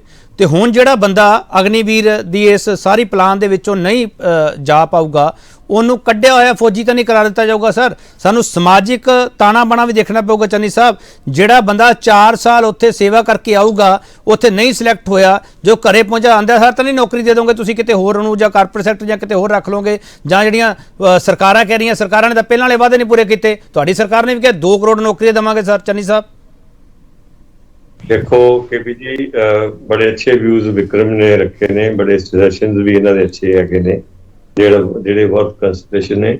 ਪਰ ਮੈਂ ਜਿਸ ਤਰ੍ਹਾਂ ਪਹਿਲਾਂ ਸਬਮਿਟ ਕੀਤਾ ਹੈਗਾ ਕਿ ਇਹ ਦੇਖੋ ਜਿਹੜੇ ਅਰਸ਼ਪ੍ਰੀਤ ਗੱਲ ਕਰ ਰਹੇ ਸੀ ਕੁਝ ਰਿਟਾਇਰਡ ਜਨਰਲ ਦੀ, ਉਹਨਾਂ ਦੇ ਆਪਣੇ ਨਿੱਜੀ ਵਿਊਜ਼ ਕੁਝ ਬੰਦਿਆਂ ਦੇ ਹੋ ਸਕਦੇ ਨੇ, ਪਰ ਜਿਹੜੇ ਸਰਵਿੰਗ ਹੁੰਦੇ ਨੇ, ਜਦੋਂ ਮੈਂ ਸਰਵਿਸ ਸੀਗਾ ਤੇ ਮੈਂ ਸਾਰਾ ਕੁਝ ਕਰਦਾ ਸੀ। ਹੁਣ ਜਿਹੜੇ ਅੱਜ ਦੇ ਚੀਫ ਨੇ ਉਹ ਦੇ ਆਰ ਨਾਟ ਇਨ ਐਨੀ ਵੇ ਲੈਸ ਮਤਲਬ ਕੰਪੀਟੈਂਟ ਟੂ ਡਿਸਾਈਡ ਥਿੰਗਸ। ਤੇ ਉਹਨਾਂ ਨੇ ਜਿਹੜੇ ਫੈਸਲੇ ਕੀਤੇ ਨੇ ਉਹ ਜ਼ਿੰਮੇਵਾਰੀ ਨਾਲ ਉਹਨਾਂ ਨੇ ਇਹ ਜਿਹੜੇ ਫੈਸਲੇ ਕੀਤੇ ਨੇ। ਬਾਕੀ ਇੱਕ ਇਹ ਕਹਿ ਰਹੇ ਸੀ ਕਿ ਰੈਜੀਮੈਂਟਲ ਜਿਹੜੇ ਐਥੋਜ਼ ਨੇ ਉਹ ਵੀ ਇਫੈਕਟ ਹੋ ਸਕਦੇ ਨੇ, ਉਹਦੇ ਬਾਰੇ ਉਹਨਾਂ ਨੇ ਕਲੈਰੀਫਿਕੇਸ਼ਨ ਦਿੱਤੀ ਹੈਗੀ ਕਿ ਇਹੋ ਜਿਹੀ ਕੋਈ ਗੱਲ ਨਹੀਂ, ਉਹ ਰੈਜੀਮੈਂਟਲ ਜਿਹੜੇ ਐਥੋਜ਼ ਹੈਗੇ ਨੇ ਪੂਰੇ। ਚੰਨੀ ਸਾਹਿਬ ਤੁਸੀਂ ਸੋਸ਼ਲ ਸਟਰਕਚਰ ਦੀ ਗੱਲ ਨਹੀਂ ਕੀਤੀ ਚੰਨੀ ਸਾਹਿਬ, ਮੈਂ ਸੋਸ਼ਲ ਸਟਰਕਚਰ ਦੀ ਗੱਲ ਕਰਦਾ। ਮੈਂ ਸਰ ਜਿਹੜਾ ਸ਼ਖਸ ਉੱਥੇ ਜਾ ਕੇ ਆਊਗਾ ਸਰ, ਉਹਦਾ ਵਾਪਸ ਹੋਣ ਤੇ ਉਹਦਾ ਦਿਮਾਗ ਕਿੱਥੇ ਕੰਮ ਕਰਦਾ ਪਿਆ ਹੋਊਗਾ, ਉਹਦੀ ਮਾਨਸਿਕ ਸਥਿਤੀ ਕੀ ਹੋਊਗੀ ਸਰ? ਮੇਰਾ ਸਵਾਲ ਤਾਂ ਸਰ ਉਸ ਯੂਥ ਲਈ ਹੈ ਸਰ। ਕੇਪੀ ਜੀ ਮੈਂ ਉੱਥੇ ਆ ਰਿਹਾ ਸੀਗਾ, ਮੈਂ ਕਿਹਾ ਪਹਿਲਾਂ ਮੈਂ ਥੋੜੀ ਜਿਹੀ ਗੱਲ ਕਰ ਲਾਂ ਜਿਹੜੀ ਪਹਿਲਾਂ ਗੱਲ ਹੋ ਗਈ, ਜੇ ਨਹੀਂ ਉਹਦੀ ਲੋੜ ਸੀ ਤਾਂ ਆਮ ਸੌਰੀ। ਦੂਸਰੀ ਗੱਲ ਇਹ ਹੈਗੀ, ਮੈਂ ਇਹ ਕਹਿਣਾ ਚਾਹੁੰਦਾ ਕਿ ਅੱਜ ਜਿਸ ਤਰ੍ਹਾਂ ਪਹਿਲਾਂ ਕਿਹਾ ਕਿ ਸਾਰੀਆਂ ਸਟੇਟ ਗਵਰਨਮੈਂਟ, ਸਾਰੀਆਂ ਸੈਂਟਰਲ ਮਿਨਿਸਟਰੀਜ਼ ਔਰ ਇੱਥੋਂ ਤੱਕ ਕਿ ਫਾਈਨੈਂਸ ਜਿਹੜੀ ਮਿਨਿਸਟਰੀ ਹੈਗੀ ਹੈ, they are also working on that ਕਿ ਜਿਹੜੇ ਬੱਚੇ ਦੇਖੋ ਇਹ they will become part and parcel of the government and ਦੇ will B the national asset. ਜਿਹੜੇ ਬੱਚੇ ਨਹੀਂ ਵੀ ਸਿਲੈਕਟ ਹੋਣਗੇ ਕਿਉਂਕਿ ਉਹ ਸਾਡੇ ਨਾਲ 4 ਸਾਲ ਰਹਿਣਗੇ ਸਾਡੀ ਫੌਜ ਦੇ ਵਿੱਚ, ਉਹਨਾਂ ਨੂੰ ਉੱਥੋਂ ਦੇ ਐਥੋਸ, ਉਹਨਾਂ ਦੇ ਸਾਰਾ ਡਿਸਪਲਿਨ, ਉਹਨਾਂ ਦੀ ਕਮਿਟਮੈਂਟ, ਉਹਨਾਂ ਦੀ ਡੈਡੀਕੇਸ਼ਨ ਹੋਏਗੀ ਔਰ ਉਹਦੇ ਪ੍ਰਤੀ ਸਰਕਾਰ ਦਾ ਵੀ ਉਨੀ ਹੀ ਵੱਡੀ ਜ਼ਿੰਮੇਵਾਰੀ ਹੈ। Even to father higher education there will be Channi Sahib ਤੁਹਾਨੂੰ ਇਉਂ ਨਹੀਂ ਲੱਗਦਾ, ਚੰਨੀ ਸਾਹਿਬ ਤੁਹਾਨੂੰ ਇਉਂ ਨਹੀਂ ਲੱਗਦਾਗਾ ਜਿਹੜੇ ਇਹ ਮੁੰਡੇ ਉੱਥੋਂ ਵਾਪਸ ਹੋਣਗੇ ਕਿ ਉਹ ਏਜੰਸੀਆਂ ਦੇ ਟਾਰਗੇਟ ਤੇ ਨਹੀਂ ਹੋਣਗੇ, ਜਿਹੜੀਆਂ ਵਿਦੇਸ਼ੀ ਏਜੰਸੀਆਂ ਜਿਹੜੇ ਸਾਡੇ ਯੂਥ ਨੂੰ ਟਾਰਗੇਟ ਕਰਨਾ ਚਾਹੁੰਦੀਆਂ, ਕਿ ਜਿਹੜੇ ਗੈਂਗਸਟਰਵਾਦ ਆ ਜਿਨ ਤੇ ਹੁਣ ਡਿਬੇਟ ਛਿੜੀ ਹੋਈ ਆ ਕਿ ਉਹਨਾਂ ਟਾਰਗੇਟ ਤੇ ਨਹੀਂ ਹੋਣਗੇ? ਤੁਹਾਨੂੰ ਲੱਗਦਾ ਨਹੀਂ ਚੰਨੀ ਸਾਹਿਬ ਇਹ ਸਾਨੂੰ ਦੇਖਣਾ ਚਾਹੀਦਾ ਹੈ ਸਾਰਾ ਕੁਝ ਕਿ ਨਹੀਂ ਤੁਹਾਨੂੰ ਲੱਗਦਾ? ਏਦਾਂ ਨਹੀਂ ਹੈਗਾ। ਦੇਖੋ ਇਹ ਜਿਹੜੇ ਹੁਣ ਗੈਂਗਸਟਰ ਬਣੇ ਹੋਏ ਨੇ ਇਹਨਾਂ ਦੀ ਤਾਂ ਕੋਈ ਇਹੋ ਜਿਹੀ ਬੈਕਗ੍ਰਾਉਂਡ ਹੈ ਨਹੀਂ ਗੀ। ਸੋ ਇਹ ਤਾਂ ਜਿਹੜੇ ਬੰਦੇ ਨੇ ਜਿਹੋ ਜਿਹੀ ਉਹਦੀਆਂ ਪ੍ਰਾਇਰਟੀਜ਼ ਨੇ, ਜਿੱਧਰ ਨੂੰ ਜਾਣਾ ਉਹਨੇ ਜਾਣਾ। ਦੂਜੀ ਗੱਲ, ਇੱਕ ਮਿੰਟ ਮੈਨੂੰ ਬੋਲ ਲੈ ਲਗੇ, ਤੁਸੀਂ ਹੱਥ ਜਲਦੀ ਬੋਲੋ ਸਰ, ਬੋਲੋ ਚੰਨੀ ਸਾਹਿਬ ਬੋਲੋ ਪਲੀਜ਼। ਬਾਕੀ ਸਾਡਾ ਜਿਹੜਾ ਮੁਲਕ ਹੈਗਾ ਉੱਥੇ ਬਹੁਤ ਜ਼ਿਆਦਾ ਆਲਰੇਡੀ ਸਾਡੇ ਕੋਲੇ ਵੀ ਆਰ ਦੀ 3rd ਲਾਰਜੈਸਟ ਆਰਮੀ ਇਨ ਦਾ ਵਰਲਡ ਔਰ ਸਾਡੀ ਜਿਹੜੀ ਸਪੈਂਡਿੰਗ ਹੈਗੀ ਉਹ ਵੀ 3rd ਨੰਬਰ ਤੇ ਹੈਗੀ ਹੈ ਇਨ ਦੀ ਵਰਲਡ। ਔਰ ਅਸੀਂ ਜਿਹੜੇ ਸਾਡੇ ਆਰਮੀ ਜਿਹੜੇ ਸਾਡੇ ਲੋਕ ਵਿੱਚ ਰਹਿੰਦੇ ਨੇ, ਕੀ ਉਹ ਸਾਰੇ ਅੱਤਵਾਦ ਚਲੇ ਗਏ? ਕੀ ਸਾਰੇ ਉਹ ਗੈਂਗਸਟਰ ਬਣ ਗਏ? ਇਹਨਾਂ ਬੱਚਿਆਂ ਦੀ ਰਾਖੀ ਕਰਨਾ ਭਾਰਤ ਸਰਕਾਰ ਦਾ ਫਰਜ਼ ਹੈ ਔਰ 20-25 ਹਜ਼ਾਰ ਮੁੰਡਾ ਪਰ ਐਨਮ ਐਡਜਸਟ ਕਰਨਾ। ਚਲੋ ਚੰਨੀ ਸਾਹਿਬ ਮੈਨੂੰ ਇਹ ਵੀ ਦੱਸ ਦਿਓ, ਚੰਨੀ ਸਾਹਿਬ ਮੈਨੂੰ ਇਹ ਵੀ ਦੱਸ ਦਿਓ, ਜਿਹੜੇ ਚੰਨੀ ਸਾਹਿਬ ਇਹ ਵੀ ਦੱਸ ਦਿਓ, ਜਿਹੜਾ ਜਵਾਨ ਹੈ ਇਸ ਵਕਤ ਪ੍ਰੋਟੈਸਟ ਵਿੱਚ ਸ਼ਾਮਲ ਹੈਗਾ, ਕੀ ਉਹ ਗੈਂਗਸਟਰ ਬਣ ਗਿਆ? ਕੀ ਉਹ ਦੇਸ਼ ਲਈ ਖਤਰਾ ਬਣ ਗਿਆ ਕਿ ਉਹ ਸਾਡੀ ਆਰਮੀ ਵਿੱਚ ਜਾ ਨਹੀਂ ਸਕਦਾ ਹੈਗਾ? ਹੁਣ ਤਾਂ ਸਿੱਧਾ ਕਹਿਤਾ ਵੀ ਭਾਈ ਤੁਹਾਨੂੰ ਐਫੀਡੇਵਿਟ ਦੇਣਾ ਪੈਣਾ, ਤੂੰ ਉਸ ਪ੍ਰੋਟੈਸਟ ਵਿੱਚ ਸ਼ਾਮਲ ਸੀ ਜਾਂ ਨਹੀਂ? ਸਰ ਨਾਲ ਇਹ ਤੁਸੀਂ ਕਲੌਜ਼ ਰੱਖ ਸਕਦੇ ਸੀਗੇ, ਚੰਨੀ ਸਾਹਿਬ ਕਲੌਜ਼ ਰੱਖ ਸਕਦੇ ਸੀਗੇ, ਭਾਈ ਤੋੜ-ਫੋੜ ਤਾਂ ਨਹੀਂ ਕੀਤੀ, ਕੋਈ ਰੇਲਵੇ ਲਾਈਨਾਂ ਤਾਂ ਨਹੀਂ ਭੰਨੀਆਂ, ਰੇਲਵੇ ਸੰਪत्ति ਨੁਕਸਾਨ ਤਾਂ ਨਹੀਂ ਪਹੁੰਚਾਇਆ, ਤੁਸੀਂ ਸਿੱਧਾ ਹੀ ਕਹਿਤਾ ਪ੍ਰੋਟੈਸਟ ਵਿੱਚ ਸ਼ਾਮਲ ਤਾਂ ਨਹੀਂ। ਪ੍ਰੋਟੈਸਟ ਤਾਂ ਸਰ ਸਾਨੂੰ ਸੰਵਿਧਾਨਕ ਹੱਕ ਹੈ ਸਰ। ਚੰਨੀ ਸਾਹਿਬ ਮੈਂ ਵੀ ਪ੍ਰੋਟੈਸਟ ਕਰ ਸਕਦਾ, ਤੁਸੀਂ ਵੀ ਕਰ ਸਕਦੇ ਹੋ ਚੰਨੀ ਸਾਹਿਬ। ਅਜੇ ਇਹੋ ਜਿਹੀ ਗੱਲ ਨਹੀਂ ਹੋਈ, ਉਹਦੀ ਕਲੈਰੀਫਿਕੇਸ਼ਨ ਆ ਜਾਏਗੀ ਕਿ ਕਿਹੜੇ ਬੰਦੇ ਐਕਟਿਵਲੀ ਇਨਵੋਲਵ ਨੇ, ਕਿੰਨਾ ਨੇ ਗੱਡੀਆਂ ਨੂੰ ਅੱਗਾਂ ਲਾਈਆਂ ਜਾਂ ਨਹੀਂ ਹੈ। ਇੱਕ ਗੱਲ ਹੋਰ ਮੈਂ ਦੱਸਦਾ ਕਿ ਇਹ ਜਿਹੜੇ ਜਿਵੇਂ ਜੁਵੇਨਾਈਲ ਹੁੰਦਾ ਨਾ, ਜੁਵੇਨਾਈਲ ਟਾਈਪ ਜਿਹੜਾ ਕ੍ਰਾਈਮ ਹੁੰਦਾ ਉਹਦੀ ਹੋਰ ਗੱਲ ਹੁੰਦੀ ਹੈ, ਪਰ ਗੱਲ ਇਹ ਹੈਗੀ ਹੈ ਕਿ ਸਾਨੂੰ ਡਿਸਪਲਿਨ ਬੰਦੇ ਚਾਹੀਦੇ ਨੇ। ਇਹ ਸਿਰਫ ਸ਼ਰਾਰਤ ਹੋ ਰਹੀ ਹੈ ਕੁਝ ਜਿਹੜੀਆਂ ਟ੍ਰੇਨਿੰਗ ਇੰਸਟੀਚਿਊਟਸ ਵੱਲੋਂ ਔਰ ਕੁਝ ਜਿਹੜੀਆਂ ਸਾਡੀਆਂ ਪੋਲੀਟੀਕਲ ਪਾਰਟੀਜ਼ ਨੇ। ਉਹ ਹੁਣ ਜਿਵੇਂ ਅਰਸ਼ਪ੍ਰੀਤ ਜੀ ਨੇ ਕਹਿਤਾ ਕਿ ਵਿਜੇ ਵਰਗੀ ਦਾ ਬਿਆਨ ਤਾਂ ਸ਼ਾਇਦ ਭਾਰਤੀ ਜਨਤਾ ਪਾਰਟੀ ਦਾ, ਤੇ ਜਿਹੜਾ ਆਪਣਾ ਉਹਦਾ ਹੈਗਾ ਸੁਬੋਧਕਾਂਤ ਸਾਹਿਬ ਦਾ ਉਹ ਸ਼ਾਇਦ ਉਹਨਾਂ ਦਾ ਪਰਸਨਲ ਹੈਗਾ। ਸੋ ਐਦਾਂ ਨਹੀਂ ਹੈਗਾ। ਨਹੀਂ ਤੁਸੀਂ ਸਪੋਰਟ ਕਰਦੇ ਹੋ ਕੈਲਾਸ਼ ਵਿਜੇ ਵਰਗੀ ਦੇ ਬਿਆਨ ਨੂੰ ਸਪੋਰਟ ਕਰਦੇ ਹੋ ਤੁਸੀਂ? ਬਿਲਕੁਲ ਨਹੀਂ, ਉਹ ਉਹਨਾਂ ਦਾ ਨਿੱਜੀ ਬਿਆਨ ਹੋਏਗਾ। ਸੋ ਐਡੇ ਵੱਡੇ ਲੀਡਰ ਤੁਹਾਡੇ ਸਰ ਨਿੱਜੀ ਬਿਆਨ ਕਿਵੇਂ ਦੇਗੇ? ਮੈਂ ਤਾਂ ਹੈਰਾਨ ਹਾਂ ਸਰ।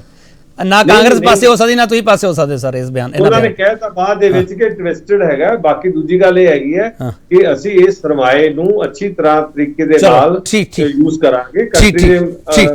ਠੀਕ ਮਠਾੜੂ ਸਾਹਿਬ ਤੁਹਾਨੂੰ ਕੀ ਲੱਗਦਾ ਹੁਣ ਕੀ ਹੋਣਾ ਚਾਹੀਦਾ? ਰਿਫਾਰਮ ਹੋਣੇ ਚਾਹੀਦੇ ਇਸ ਯੋਜਨਾ ਦੇ ਵਿੱਚ? ਯੋਜਨਾ ਠੀਕ ਹੈ ਮਿਸਟਰ ਮਠਾੜੂ? ਨਹੀਂ ਯੋਜਨਾ ਠੀਕ ਨਹੀਂ ਮੈਂ ਕਹਿ ਰਿਹਾ, ਮੈਂ ਤਾਂ ਇੱਕ ਗੱਲ ਕਹਿ ਰਿਹਾ ਇਸ ਦੇ ਵਿੱਚ ਰੈਜੀਮੈਂਟਾਂ ਤੇ ਵੀ ਅਸਰ ਪਏਗਾ। ਜਿਸ ਤਰ੍ਹਾਂ ਸਾਡੇ ਸਿੱਖ ਰੈਜੀਮੈਂਟ ਹੈਗੀ ਹੈ, ਗੋਰਖਾ ਰੈਜੀਮੈਂਟ ਹੈਗੀ ਹੈ, ਇਹ ਰੈਜੀਮੈਂਟਾਂ ਜਿਹੜੀਆਂ ਹੈਗੀਆਂ ਇਹਨਾਂ ਤੇ ਵੀ ਇਹਨਾਂ ਨਾਲ ਫਰਕ ਪਏਗਾ। ਇਹਨਾਂ ਨੇ ਰੈਜੀਮੈਂਟਾਂ ਵੀ ਖਤਮ ਕਰ ਦੇਣੀਆਂ ਇਸ ਹਿਸਾਬ ਨਾਲ। ਤਾਂ ਇਹਨਾਂ ਨੇ ਇੱਕੋ ਰੈਜੀਮੈਂਟ ਹਿੰਦੁਸਤਾਨ ਰੈਜੀਮੈਂਟ ਬਣਾ ਦੇਣੀ ਹੈ। ਰੈਜੀਮੈਂਟ ਜਿਵੇਂ ਸਿੱਖ ਰੈਜੀਮੈਂਟ ਹੈ, ਸਾਡੇ ਜਿਹੜੇ ਸਿੱਖ ਵੀਰ ਹੈਗੇ ਆ, ਕਿਉਂਕਿ ਅਸੀਂ ਇੱਥੇ ਸ਼੍ਰੋਮਣੀ ਅਕਾਲੀ ਦਲ ਜਿਹੜੀ ਹੈਗੀ ਆ ਪੰਥਕ ਪਾਰਟੀ ਹੋਣ ਦੇ ਨਾਤੇ ਇਸ ਐਂਗਲ ਤੋਂ ਸਿੱਖ ਰੈਜੀਮੈਂਟ ਦੇ ਐਂਗਲ ਤੋਂ ਵੀ ਦੇਖੇਗੀ, ਕਿਉਂਕਿ ਸਿੱਖ ਰੈਜੀਮੈਂਟ ਜਿਹੜੀ ਸਿੱਖ ਕਮਿਊਨਿਟੀ ਹੈ ਜਿਹੜੀ, ਉਹਨੂੰ ਇੱਕ ਬਹਾਦਰ ਕਮਿਊਨਿਟੀ ਸ਼ੁਰੂ ਤੋਂ ਆਪਾਂ ਗਿਣਿਆ ਜਾਂਦਾ, ਚਾਹੇ ਉਹ ਆਜ਼ਾਦੀ ਤੋਂ ਪਹਿਲਾਂ ਵੀ ਜਿਹੜੀਆਂ ਜੰਗਾਂ ਦੇ ਵਿੱਚ ਸਾਡੀ ਸਿੱਖ ਰੈਜੀਮੈਂਟ ਨੂੰ ਭੇਜਿਆ ਜਾਇਆ ਕਰਦਾ ਸੀ, ਕ੍ਰਿਟੀਕਲ ਪੋਜੀਸ਼ਨ ਹੋਇਆ ਕਰਦੀ ਜਿੱਥੇ, ਉੱਥੇ ਇਹਨਾਂ ਨੇ ਇਹ ਵੀ ਕੋਸ਼ਿਸ਼ ਕਰਨੀ ਹੈ ਕਿ ਜਿਹੜੀ ਰੈਜੀਮੈਂਟ ਸਿਸਟਮ ਹੈਗਾ ਉਹਨੂੰ ਵੀ, ਜਿਸ ਤਰ੍ਹਾਂ ਮੈਂ ਪਹਿਲਾਂ ਵੀ ਤੁਹਾਨੂੰ ਕਿਹਾ ਕਿ ਜਿਹੜੀ ਇਹਨਾਂ ਨੇ ਜਿਹੜਾ ਅਗਨੀਪਥ ਵਾਲੀ ਪਾਲਿਸੀ ਲੈ ਕੇ ਆਏ ਨੇ, ਇਹ ਬਿਲਕੁਲ ਹੀ ਵਾਜਬ ਨਹੀਂ ਹੈ, ਕਿਉਂਕਿ ਮੈਂ ਪਹਿਲਾਂ ਪ੍ਰੈਸ਼ਰ ਵਾਲੀ ਜਿਹੜੀ ਗੱਲ ਕੀਤੀ ਸੀ, ਇਹ ਬਾਰਡਰ ਦੇ ਨਾਲ ਜਿਹੜੀ ਸਿਕਿਉਰਿਟੀ ਆ, ਫੌਜ ਦੇ ਵਿੱਚ ਜਿਹੜੀ ਡਿਫੈਂਸ ਦੇ ਵਿੱਚ ਸਿਕਿਉਰਿਟੀ ਹੈ, ਉਸ ਤੇ ਬੜਾ ਵੱਡਾ ਇਸ਼ੂ ਹੈ, ਕਿਉਂਕਿ ਉਹਨਾਂ ਨੇ ਸੋਚਣਾ ਕਿ ਅਸੀਂ 4 ਸਾਲ ਕੱਟਣੇ ਆ, ਅਸੀਂ 4 ਸਾਲ ਬਸ ਕੱਟ ਕੇ ਉਸ ਤੋਂ ਬਾਅਦ ਨੌਕਰੀ ਤਾਂ ਅਸੀਂ ਹੋਰ ਲੱਭਣੀ ਹੈ, ਕੱਟਣ, ਜਿੱਥੇ 4 ਸਾਲ ਟਾਈਮ ਪੀਰੀਅਡ ਕੱਟਣ ਵਾਲੀ ਗੱਲ ਆ ਗਈ, ਸੇਵਾ ਭਾਵਨਾ ਨਹੀਂ। ਮਠਾੜੂ ਸਾਹਿਬ ਇਹਨੂੰ ਇੱਕ ਮਿੰਟ ਚੰਨੀ ਸਾਹਿਬ ਮਠਾੜੂ ਸਾਹਿਬ ਇਸ ਨੂੰ ਇਸ ਸਿਨੈਰੀਓ ਨਾਲ ਸਮਝਿਆ ਜਾ ਸਕਦਾ, ਕਾਰਪੋਰੇਟ ਸੈਕਟਰ ਵੀ ਤਲਵਾਰ ਲਟਕਦੀ ਰਹਿੰਦੀ ਹੈ ਸਰ, ਕੋਈ ਪਤਾ ਨਹੀਂ ਕਿਹੜੇ ਵੇਲੇ ਕੱਢ ਦੇਣਾ, ਮੇਰੀ ਨੌਕਰੀ ਵੀ ਤਲਵਾਰ ਹਮੇਸ਼ਾ। ਨਹੀਂ ਮੈਂ ਉਹੀ ਗੱਲ ਕਰ ਰਿਹਾ ਨਾ, ਕਾਰਪੋਰੇਟ ਵਾਲੀ ਤਾਂ ਗੱਲ, ਮੈਂ ਤਾਂ ਸਿਰਫ ਅਸੀਂ ਗੱਲ ਕਰ ਰਹੇ ਹਾਂ ਅਗਨੀਪਥ ਜਿਹੜੀ ਇਹ ਸਕੀਮ ਲੈ ਕੇ ਆਏ ਨੇ, ਉਹਦੇ ਚ ਕੀ ਹੈ, ਉਹਦੇ ਚ ਇਹ ਹੈ ਜਿਹੜਾ ਵੀ ਫੌਜੀ ਭਰਤੀ ਹੋਏਗਾ, ਫੌਜੀ ਭਰਤੀ ਹੋਣ ਤੋਂ ਬਾਅਦ ਇੱਕ ਤਾਂ ਉਹਦਾ ਜਜ਼ਬਾ ਹੁੰਦਾ ਕਿ ਮੈਂ ਦੇਸ਼ ਲਈ ਚਾਹੇ ਮੈਨੂੰ ਮਰਨਾ ਪਵੇ, ਸ਼ਹੀਦ ਹੋਣਾ ਪਵੇ, ਸ਼ਹੀਦ ਹੋ ਜਾਏਗਾ ਔਰ ਮੇਰੇ ਪਰਿਵਾਰ ਨੂੰ ਪੈਨਸ਼ਨ ਮਿਲੇਗੀ, ਮੇਰੇ ਪਰਿਵਾਰ ਨੂੰ ਇਹ ਬੈਨੀਫਿਟਸ ਮਿਲਣਗੇ। ਪਰ ਇੱਥੇ ਕੀ ਹੈ, ਉਹਦੀ ਤੁਹਾਡੀ ਜਿਸ ਤਰ੍ਹਾਂ ਤੁਸੀਂ ਕੁਐਸਚਨ ਰੇਜ਼ ਕੀਤਾ, ਸੋਸ਼ਲ ਸਿਕਿਉਰਿਟੀ ਤਾਂ ਹੈ ਹੀ ਨਹੀਂ। ਅਗਰ ਬੰਦਾ 1 ਮਹੀਨੇ ਪਹਿਲਾਂ ਘਰ ਆ ਗਿਆ, 1 ਮਹੀਨੇ ਬਾਅਦ ਜੰਗ ਲੱਗ ਗਈ, ਤਾਂ ਜਿਹੜੇ ਸਮਾਜ ਦੇ ਵਿੱਚ ਲੋਕ ਆ ਉਹ ਤਾਂ ਇਹੀ ਸੋਚਣਗੇ ਇਹ ਜਾਣ ਕੇ ਭੱਜ ਕੇ ਆਇਆ, ਉਹਨਾਂ ਨੂੰ ਕੀ ਪਤਾ 4 ਸਾਲ ਤੋਂ। ਠੀਕ ਮਿਸਟਰ ਖੜਿਆਲ ਸਵਾਲ ਇਹ ਹੈ ਕਿ ਤੁਹਾਨੂੰ ਲੋਕਾਂ ਨੂੰ ਚਾਹੀਦਾ ਹੈ ਕਿ ਯੂਥ ਨੂੰ ਇਹ ਕਿਹਾ ਜਾਵੇ ਕਿ ਭਾਈ ਤੋੜ-ਫੋੜ ਨਾ ਕਰੋ, ਜੇ ਅੰਦੋਲਨ ਕਰਨਾ, ਸੰਘਰਸ਼ ਕਰਨਾ, ਉਹ ਸ਼ਾਂਤਮਈ ਵੀ ਹੋ ਸਕਦਾ ਹੈ। ਮਿਸਟਰ ਖੜਿਆਲ, ਇਹ ਆਪਾਂ ਅਪੀਲਾਂ ਕਿਉਂ ਨਹੀਂ ਕਰ ਪਾ ਰਹੇ? ਆਲਰੇਡੀ ਡਨ ਹੈ ਕੇਪੀ ਜੀ, ਆਲਰੇਡੀ ਇਹ ਅਪੀਲ ਸਾਡੇ ਲੀਡਰਸ ਨੇ ਕਰਤੀ ਹੈ। ਤੇ ਦੂਜੀ ਗੱਲ ਇਹ ਹੈ ਕਿ ਪੋਲੀਟੀਸ਼ੀਅਨ ਜਦੋਂ 95 ਸਾਲ ਤੱਕ ਮਿਨਿਸਟਰ ਵੀ ਬਣੇ ਰਹਿੰਦੇ ਹੈ, ਸੀਐਮ ਵੀ ਬਣੇ ਰਹਿੰਦੇ ਹੈ, ਆਪਣੀ ਪੈਨਸ਼ਨਸ ਇੰਜੋਏ ਕਰਦੇ ਆ, ਤਾਂ ਜਿਹੜਾ ਜਵਾਨ ਦੇਸ਼ ਦੀ ਸੇਵਾ ਕਰ ਰਿਹਾ ਇੰਨੇ ਸਾਲ ਲਈ, ਉਹਦੀ ਪੈਨਸ਼ਨ ਨਹੀਂ ਬਣਦੀ, ਉਹਨੂੰ ਕੋਈ ਬੈਨੀਫਿਟ ਨਹੀਂ ਬਣਦਾ, ਉਹਦੇ ਘਰ ਦਾ ਚੂਲਾ ਚੱਲਦਾ ਰਹੇ। ਅੱਛਾ ਕੇਪੀ ਜੀ, ਦੈਟ ਅਸਾਈਡ, ਤੁਸੀਂ ਹੋ, ਮੈਂ, ਚੰਨੀ ਸਾਹਿਬ, ਕੋਈ ਵੀ ਹੈ, ਹਰੇਕ ਨੂੰ ਇੱਕ ਜੌਬ ਸਿਕਿਉਰਿਟੀ ਚਾਹੀਦੀ ਹੁੰਦੀ ਹੈ। Without job security you Kant survive. ਤੇ ਜੌਬ ਸਿਕਿਉਰਿਟੀ ਕਿਉਂ? ਵੀ ਕੱਲ ਨੂੰ ਕੋਈ ਊਚ ਨੀਚ ਹੋ ਜੇ, ਮੇਰਾ ਪਰਿਵਾਰ ਤਾਂ ਰੋਟੀ ਖਾਂਦਾ ਰਹੂਗਾ, ਸਾਡੇ ਘਰ ਦਾ ਚੂਲਾ ਤਾਂ ਨਹੀਂ ਆਪਣਾ ਬੁਝੂਗਾ। ਸੋ these things are to be taken into consideration. I don't know why the BJP is not. ਤੀਜਾ ਇਹ ਹੈ ਕਿ ਜਿਹੜੀ ਸਟੇਟ ਗਵਰਨਮੈਂਟ ਹੈ, ਹੁਣ ਚੰਨੀ ਸਾਹਿਬ ਦੀ ਸਰਕਾਰ ਨੇ ਤਾਂ ਕਹਿਤਾ ਸੀਗਾ, I beg your pardon, party ਨੇ ਕਹਿਤਾ ਹਰੇਕ ਸਟੇਟ ਗਵਰਨਮੈਂਟ ਪ੍ਰਾਇੋਰਿਟੀ ਦਊਗੀ। ਜਦੋਂ ਤੁਸੀਂ ਸਟੇਟ ਗਵਰਨਮੈਂਟ ਨੂੰ ਕੰਸਲਟ ਹੀ ਨਹੀਂ ਕੀਤਾ ਤੇ ਸਿਕਿਉਰ ਆਪਣਾ ਅਕਮੋਡੇਟ ਕਰਨਾ ਤਾਂ ਪੋਸੀਬਲ ਹੀ ਨਹੀਂ ਹੈਗਾ। ਤੁਸੀਂ ਆਪਣਾ ਚੰਨੀ ਸਾਹਿਬ without any execution, without Kharial ਸਾਹਿਬ ਤੁਸੀਂ ਇਹ ਪੁਆਇੰਟ ਰੱਖ ਲਓ ਨਾ, ਖੜਿਆਲ ਸਾਹਿਬ ਤੁਸੀਂ ਇਹ ਪੁਆਇੰਟ ਰੱਖ ਲਓ ਨਾ ਵੀ ਸੈਂਟਰ ਗਵਰਨਮੈਂਟ ਸ਼ੇਅਰ ਕਿੰਨਾ ਪਾਊਗੀ ਜੇ ਤੁਸੀਂ ਸਟੇਟ ਗਵਰਨਮੈਂਟ ਨੂੰ ਕੰਸੀਡਰ ਕਰਦੀ ਹੈ, ਉਹਨਾਂ ਜਵਾਨਾਂ ਨੂੰ ਸੈਂਟਰ ਗਵਰਨਮੈਂਟ ਕੀ ਸ਼ੇਅਰ ਪਾਊਗੀ? ਇਹ ਸਵਾਲ ਰੱਖ ਸਕਦੇ ਹੋ ਤੁਸੀਂ? ਨਹੀਂ, ਜਦੋਂ ਸਕੀਮ ਇੰਨੀ ਫਲॉड ਹੈ, ਫਿਰ ਇਹ ਸਵਾਲ ਬਣਦਾ ਹੀ ਨਹੀਂ। ਜਦੋਂ ਸਕੀਮ ਇੰਨੀ ਗਲਤ ਹੈ, ਅਸੀਂ ਤਾਂ ਕਹਿੰਦੇ ਸਕੀਮ ਰੋਲ ਬੈਕ ਹੋਣੀ ਚਾਹੀਦੀ, ਜਿਵੇਂ ਦੂਜੀ ਕਾਨੂੰਨ ਹੋਏ। ਦੂਜਾ ਇਹ ਹੈ ਕਿ ਦੇਖੋ, ਇਹਨਾਂ ਨੇ ਕਿਹਾ ਵੀ ਅਸੀਂ ਆਸ਼ਵਾਸਨ ਦਿੰਦੇ ਹਾਂ ਕਿ you will be accommodated later on. ਹੁਣ ਅਸੀਂ ਜੇ ਤਾਂ ਇਹਨਾਂ ਨੇ 2 ਕਰੋੜ ਜੌਬਸ ਦਾ ਜਿਹੜਾ ਵਾਅਦਾ ਕੀਤਾ ਸੀਗਾ, ਉਹਨਾਂ ਚੋਂ 2 ਕਰੋੜ ਤਾਂ ਦੂਰ ਦੀ ਗੱਲ ਹੈ, 8 ਸਾਲਾਂ ਦੇ ਵਿੱਚ ਨਹੀਂ 2 ਕਰੋੜ ਜੌਬ ਦਿੱਤੀ, ਸਾਲ ਤਾਂ ਦੂਰ ਦੀ ਗੱਲ ਹੈ। ਅੱਛਾ, ਜਿਹੜੀਆਂ ਸੀਗੀਆਂ 10-10 ਲੱਖ ਜੌਬਸ ਇਹਨਾਂ ਨੇ 1 ਮਹੀਨੇ ਦੇ ਵਿੱਚ ਖੋਈਆਂ। ਸੋ ਇਹਨਾਂ ਦੀ ਸ਼ਬਦਾਂ ਦਾ ਕੀ ਹੁਣ ਵੈਲਿਊ ਹੈ? ਕੌਣ ਉਹਨਾਂ ਦੇ ਵਿਸ਼ਵਾਸ ਕਰਦਾ? ਨਾ 15 ਲੱਖ, ਅੱਛਾ ਲਾਸਟ ਹੈ 15 ਲੱਖ ਰੁਪਏ ਦਾ ਵਾਅਦਾ ਜਿਵੇਂ ਕੀਤਾ, 15 ਰੁਪਏ ਨਹੀਂ ਦਿੱਤੇ। ਉਹ ਐਸਪੀਰੈਂਟਸ ਕਹਿ ਰਹੇ ਕਿ ਵੀ ਨੀਡ ਸਮਥਿੰਗ ਕੰਕਰੀਟ, ਸਾਨੂੰ ਇਹਦੇ ਨਾਲ ਭਰੋਸਾ ਨਹੀਂ ਬੀਜੇਪੀ ਸਰਕਾਰ ਤੇ ਹੁੰਦਾ। ਤੇ ਅੱਛਾ, ਜਿਹੜਾ ਇਹਨਾਂ ਨੇ ਮੈਨੀਫੈਸਟੋ ਵਿੱਚ ਹੈਗਾ ਸੀ 15 ਲੱਖ ਮੈਨੀਫੈਸਟੋ ਵਿੱਚ ਹੈਗਾ ਸੀ ਮਿਸਟਰ ਖੜਿਆਲ? ਨਹੀਂ ਸੀ, ਆ ਮੈਨੀਫੈਸਟੋ ਦੇ ਵਿੱਚ ਹੈ ਜਿਹੜਾ ਕਹਿ ਰਹੇ ਹੈ। ਚਲੋ, ਆ ਮੈਨੀਫੈਸਟੋ ਨਹੀਂ ਨਾ, ਸੋ ਉਵੇਂ ਉਹ ਬੋਲਿਆ ਸੀਗਾ, ਉਵੇਂ ਆ ਕਹਿ ਰਹੇ, ਐਗਜ਼ੈਕਟਲੀ ਸੇਮ ਹੈ। ਇੱਕ ਹੋਰ ਛੋਟਾ ਬ੍ਰੇਕ ਲਵਾਂਗਾ, ਬ੍ਰੇਕ ਤੋਂ ਬਾਅਦ ਅਸੀਂ ਆਖਰੀ ਹਿੱਸੇ ਚ ਆਵਾਂਗੇ। ਦੋਨੋਂ ਪਾਸੇ ਦੇ ਸਵਾਲ ਹੋਣੇ ਚਾਹੀਏ। ਅਗਨੀਪਥ ਦਾ ਏਜੰਡਾ ਕੀ ਹੈ, ਕਿਆ ਇਹਦਾ ਫਾਇਦਾ ਕੀ ਹੈ, ਨਫਾ ਕੀ ਹੈ, ਨੁਕਸਾਨ ਕੀ ਹੈ, ਸਾਰੇ ਪੁਆਇੰਟ ਹੈ ਜਿਹੜੇ ਡਿਸਕਸ ਹੋਣੇ ਚਾਹੀਦੇ ਆ। ਵਨ ਸਾਈਡਡ ਡਿਬੇਟ ਨਹੀਂ ਹੋਗੀ। ਵਾਪਸ ਆ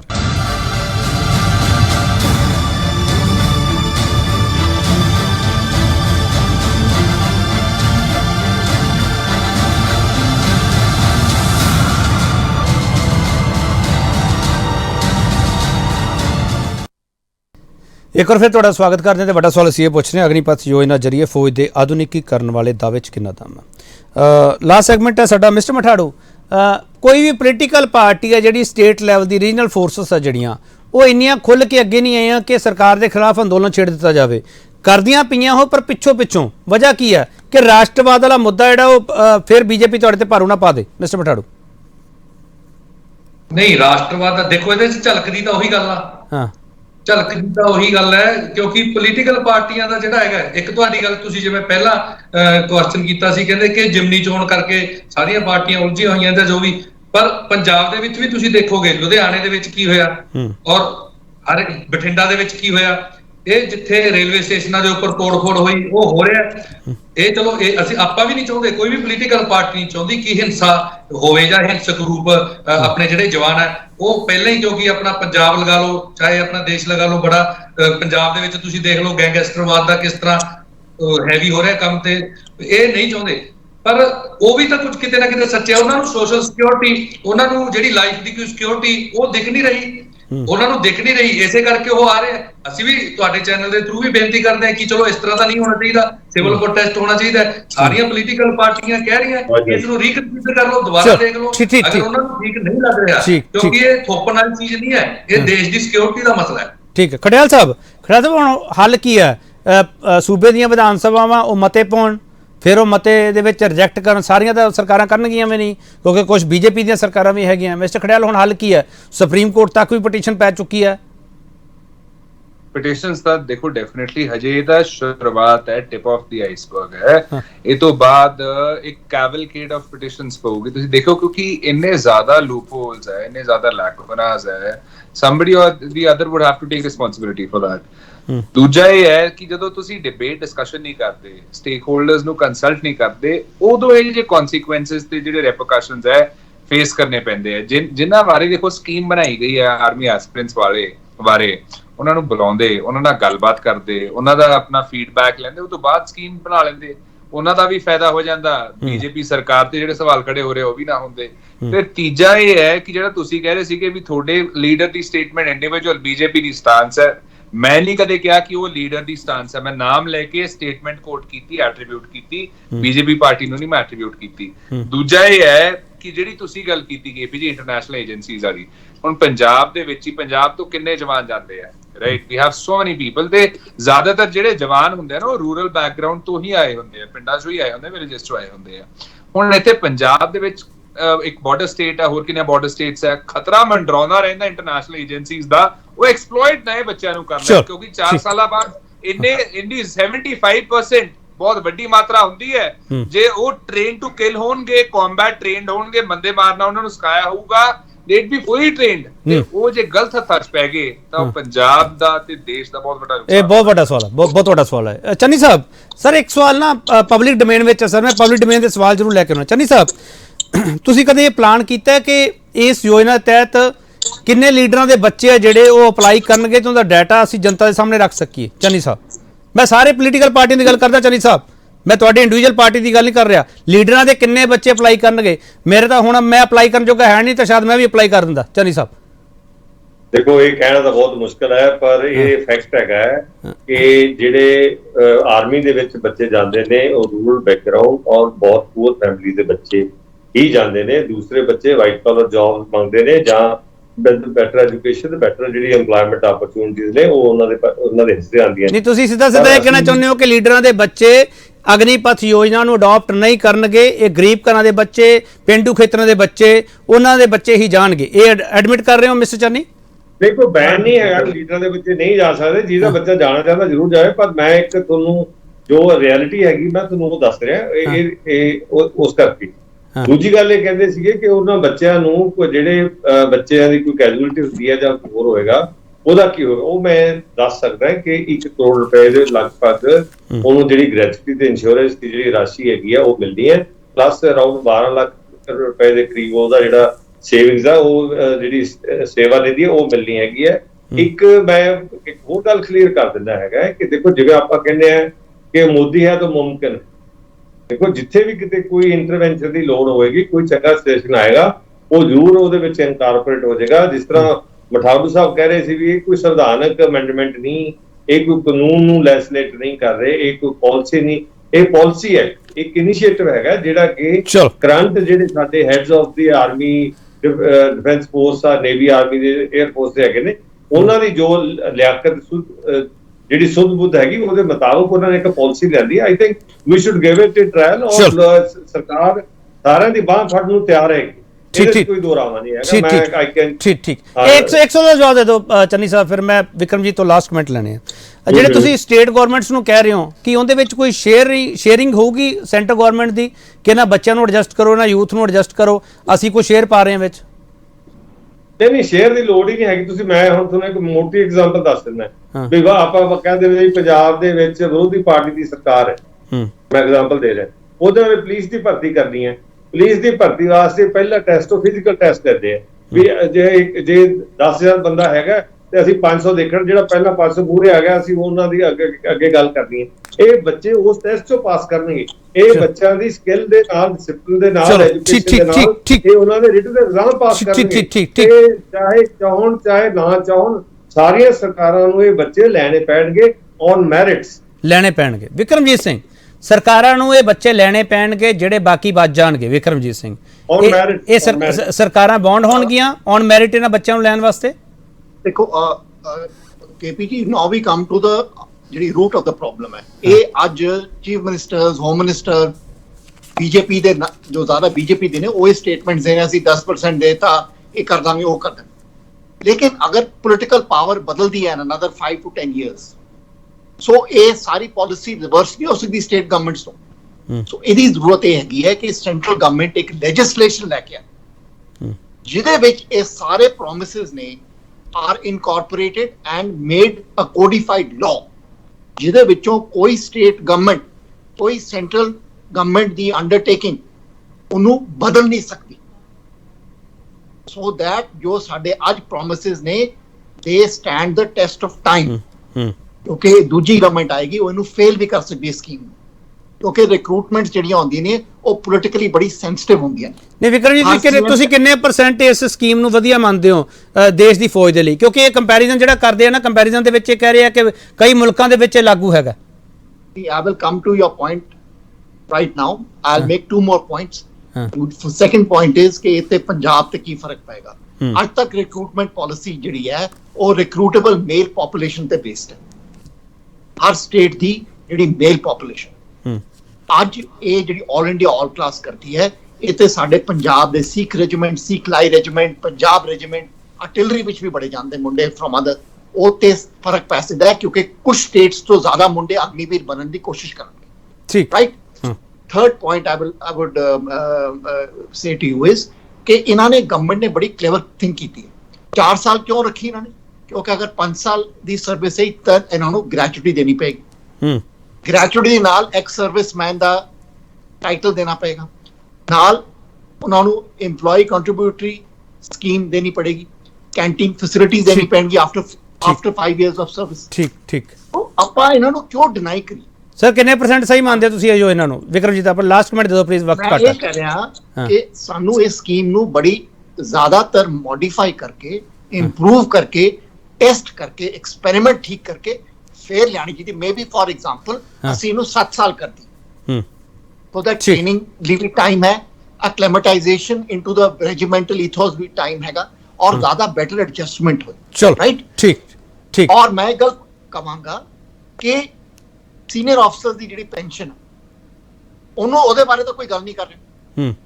ਜਿਹੜੇ ਸਾਡੇ ਜਰਨੈਲ ਇਹਨੂੰ ਸਕੀਮ ਨੂੰ ਬੈਕ ਕਰ ਰਹੇ ਨੇ ਕਿ ਇਹਨਾਂ ਨੂੰ ਅਗਨੀਵੀਰ ਨੂੰ ਕੋਈ ਜ਼ਰੂਰਤ ਨਹੀਂ ਪੈਨਸ਼ਨ ਦੀ, ਉਹ ਤਾਂ ਆਰਮੀ ਚੀਫ ਜਿਹੜਾ ਰਿਟਾਇਰਡ ਆ ਉਹ 1.25 ਲੱਖ ਤੋਂ ਜ਼ਿਆਦਾ ਲੈ ਕੇ ਜਾਂਦਾ, ਕੈਂਟੀਨ ਫੈਸਿਲਿਟੀਜ਼ ਇੰਜੋਏ ਕਰਦਾ। ਅਸੀਂ ਕਿਉਂ ਜਵਾਨ ਨੂੰ ਕਿਉਂ ਟਾਰਗੇਟ ਕਰਨਾ? ਚਲੋ ਬਹੁਤ ਧੰਨਵਾਦ ਵਿਕਰਮਜੀਤ, ਆਪਣਾ ਵਕਤ ਇੰਨਾ ਹੀ ਆ। ਜਿਹੜੇ 62 ਸਾਲ ਦੀ ਉਮਰ ਦੀ ਗੱਲ ਕਰਦੇ ਸੀ ਅੱਜ ਕੱਲ੍ਹ ਉਹ ਵੀ ਬੈਕ ਕਰਦੇ ਪਏ। ਬਹੁਤ ਧੰਨਵਾਦ ਤੁਹਾਡਾ ਵਿਕਰਮਜੀਤ। ਚੰਨੀ ਸਾਹਿਬ ਤੁਹਾਡਾ ਬਹੁਤ ਧੰਨਵਾਦ, ਮਿਸਟਰ ਖੜਿਆਲ ਤੁਹਾਡਾ ਬਹੁਤ ਧੰਨਵਾਦ, ਮਿਸਟਰ ਮਠਾੜੂ ਤੁਹਾਡਾ ਬਹੁਤ ਧੰਨਵਾਦ। ਅਗਨੀਪਥ, ਅਗਨੀਵੀਰ ਤੇ ਅੰਦੋਲਨ, ਅਗਨੀਪਥ ਤੇ ਕਿਸ ਦਾ ਕੀ ਏਜੰਡਾ, ਮੈਨੂੰ ਲੱਗਦਾ ਬਹੁਤ ਪੁਆਇੰਟਸ ਆ ਜਿਹੜੀ ਇਸ 2 ਦਾ ਪੁਆਇੰਟ ਵਿੱਚ ਅਸੀਂ ਸਾਂਝੇ ਕਰਤੇ ਤੁਹਾਡੇ ਨਾਲ। ਸਰਕਾਰ ਨੂੰ ਇਸ ਸਕੀਮ ਨੂੰ ਮੁੜ ਤੋਂ ਸੋਚਣਾ ਪਵੇਗਾ, ਮੁੜ ਤੋਂ ਉਹਦੇ 'ਤੇ ਵਿਚਾਰ ਕਰਨਾ ਪਵੇਗਾ ਕਿ ਇਸ ਸਕੀਮ ਦੇ ਵਿੱਚ 4 ਸਾਲ ਦੀ ਬਜਾਏ 7 ਸਾਲ ਜੇ ਕਰ ਦਿੱਤੇ ਜਾਣ। ਵਿਕਰਮਜੀਤ ਨੇ ਸੁਜੈਸ਼ਨ ਦਿੱਤੀ ਹੈ ਕਿ ਪੈਨਸ਼ਨ, ਗ੍ਰੈਚੁਇਟੀ ਦਾ ਹੋਰ ਬੜੇ ਮੁੱਦੇ ਹੈਗੇ ਆ, ਬਹੁਤ ਸਾਰੇ ਸਵਾਲ ਹੈਗੇ ਆ। ਯੂਥ ਆ ਜਿਹੜਾ ਜੋ ਸਮਾਜ ਵਿੱਚ ਵਾਪਸ ਜਾਵੇਗਾ, ਉੱਥੇ ਉਹਦਾ ਕੀ ਹਾਲ ਹੋਣਗੇ, ਕੀ ਹਾਲਾਤ ਹੋਣਗੇ, ਇਹ ਸਾਰਾ ਕੁਝ ਸਾਨੂੰ ਵਿਚਾਰ ਕਰਨਾ ਪਵੇਗਾ, ਫਿਰ ਹੀ ਇਸ ਸਕੀਮ ਨੂੰ ਅੱਗੇ ਵਧਾਇਆ ਜਾ ਸਕਦਾ। ਪਰ ਸਰਕਾਰ ਕਹਿੰਦੀ ਹੈ ਸਕੀਮ ਰੋਲ ਬੈਕ ਨਹੀਂ ਹੋਵੇਗੀ। ਬਹੁਤ ਧੰਨਵਾਦ।